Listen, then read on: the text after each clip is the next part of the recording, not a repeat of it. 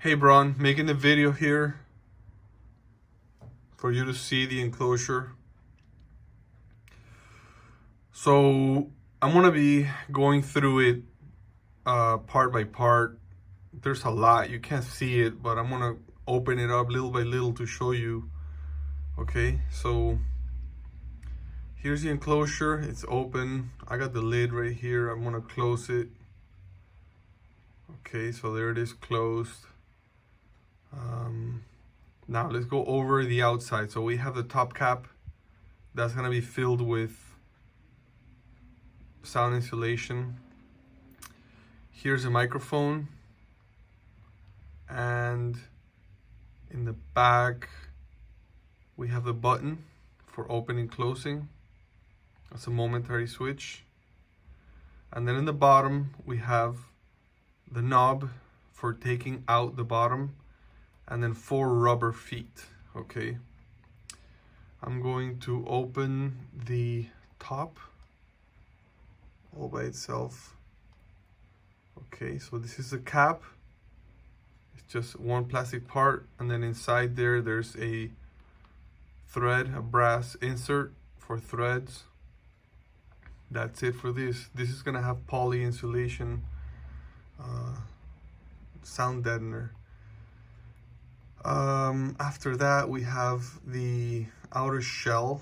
Okay, so this is the outer shell. This is the top. Everything goes in through this opening here.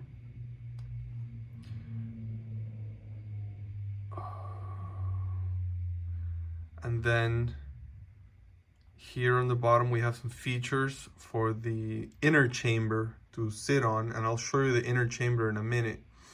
And here you can see the motor shaft, and this is the hole where we take the USB drive, the USB cable through to the bottom. Now let's go to the bottom, and here we see the microphone in its compartment that goes to the outside, and we have the custom PC board, which is mounted onto the bottom of the main shell. I'm going to go into the shell all by itself. So we have these bosses for it to sit onto. Okay, we go back. Here you can see those same bosses, but they have the brass thread, the threaded inserts that we're attaching to these. We can't thread onto plastic, okay? It doesn't work really good, so we gotta put in these inserts. They basically, we melt the plastic as we insert them in there. And then when the plastic solidifies, it grabs onto the insert really good. Okay, so PC board is there, it's hooked up to a ribbon cable to the motor. And then here in the back we have the momentary switch, okay, to open and close the door. So this is the main. Now we're getting ready to quote all these parts, so we've put in a considerable amount of time. I'm not working at night anymore, but I am here tonight finishing this off because I really want to get it out. I'm just, it's just dragging on, and I don't like that. This is the door. Now the door, so you'll see this again and again, right? These ribs, and what these are strengthening ribs. By adding these ribs, we strengthen an otherwise flat piece. We add strength to it, okay? So this here has a round surface, and I'm going to show you why. This is called a bearing surface, and I'll show you why in a minute. So the door has sound insulation. Obviously, it's got a thick layer of it. We're going to attach it with glue. And then the lower leg is keyed. Keyed means that it's got a shape that is going to mate onto the motor key. Okay, so the bottom one, the top one is round. I'll show you why in a second. The bottom one is keyed. Okay, so this is a door. The way we've designed it is really strong. Okay, I'm gonna close that. Then let's do the bottom. Let's do the bottom lid. So here's the brick that we have. Okay, the 110 volt with 2 USBs. We have it here. We're only gonna use one, and we got enough clearance. We have our knob that comes in through the bottom, the 4 rubber legs, and also the brick. Now all the bricks fit here, okay? We've tested them out. They're all gonna fit. This is the biggest, widest, tallest bricks, and it fits fine. Okay, so this is the bottom. I'm gonna close this. The only thing that's left is the inner chamber. I'm gonna open the inner chamber by itself. Right, so here, all the yellow stuff is insulation, okay? So I have a layer inside, it's curved. I have a layer outside, it's curved also.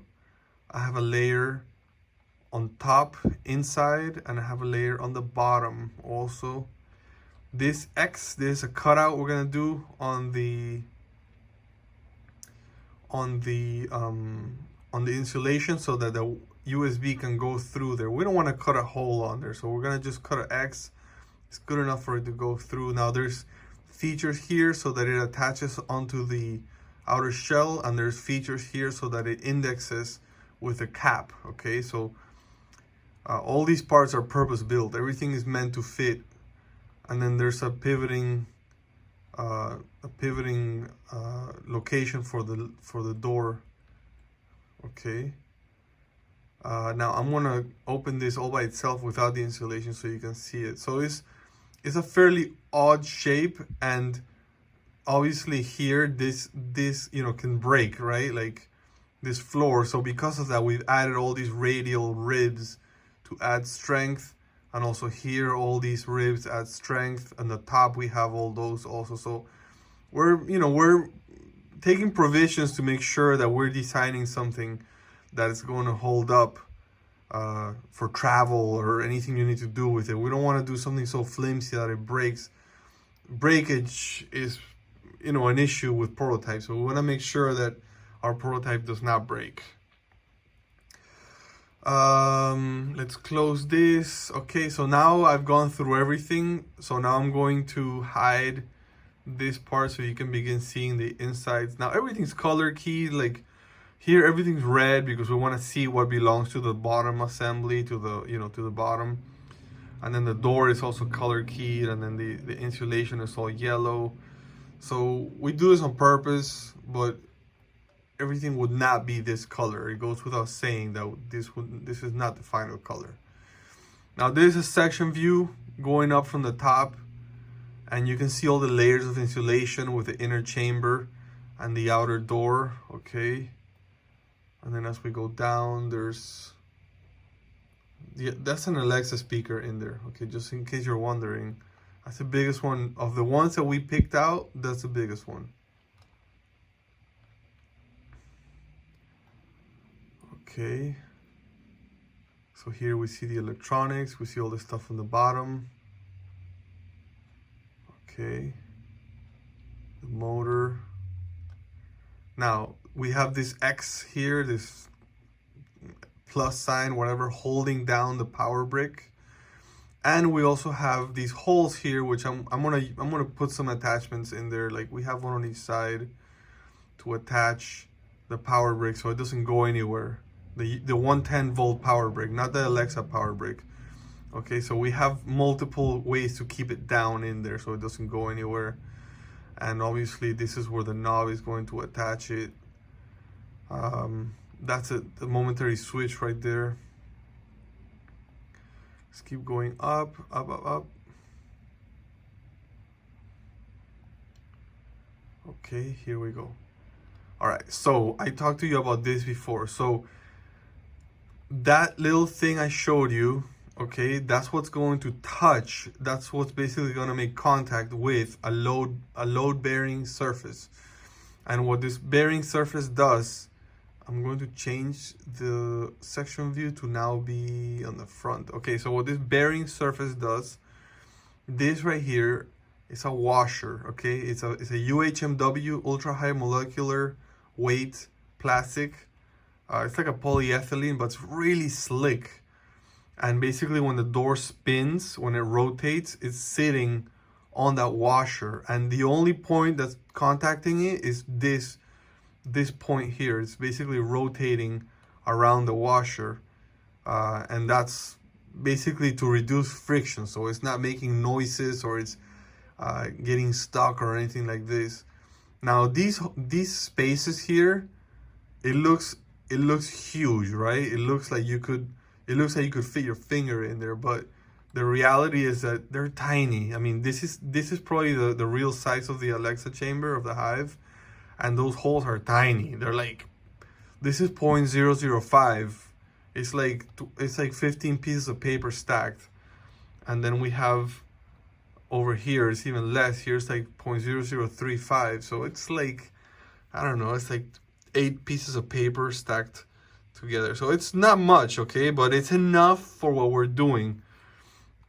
I don't want to have rattling, like I don't want to have parts rattling, and I also don't want to have parts binding, touching each other, binding. So that's the whole purpose of this. Now, here is the cap going into the holes that we have on the inner chamber, and those are for indexing, because I don't want that thing to spin, and I want to be able to put it in there and it not go anywhere. So that's why that's there. And that's pretty much a rundown of everything, everything on the chamber right now as we stand. Everything is engineered. Everything is ready to go at this point. So, I'm quoting engineering individual parts. I'm quoting all the electrical stuff. I'm quoting all the sound deadening stuff.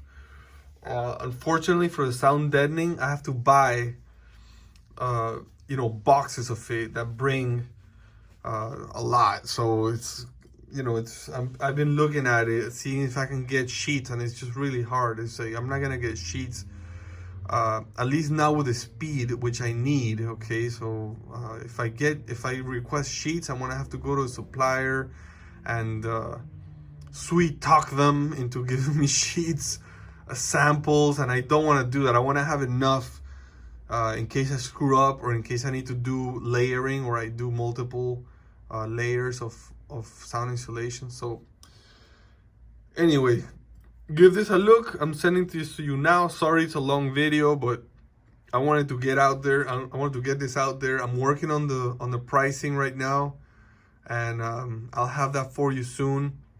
It's not gonna be $5,000, man. I'll tell you that right away. I price out the electronics, and it's expensive, man. So just so you know, it's probably gonna be over 10. Okay, 10 is in the ballpark, but I'm not gonna hit 10. Okay, but at least I got you prepared for it, and it's gonna be a badass prototype, man. I know that for a fact. It's gonna be a really cool prototype to have. It's gonna serve you well for what you're trying to do. Anyway, review this and let me know if you have any questions, if you want to come in to look at it, and we can talk about it. All right, take care. Bye bye.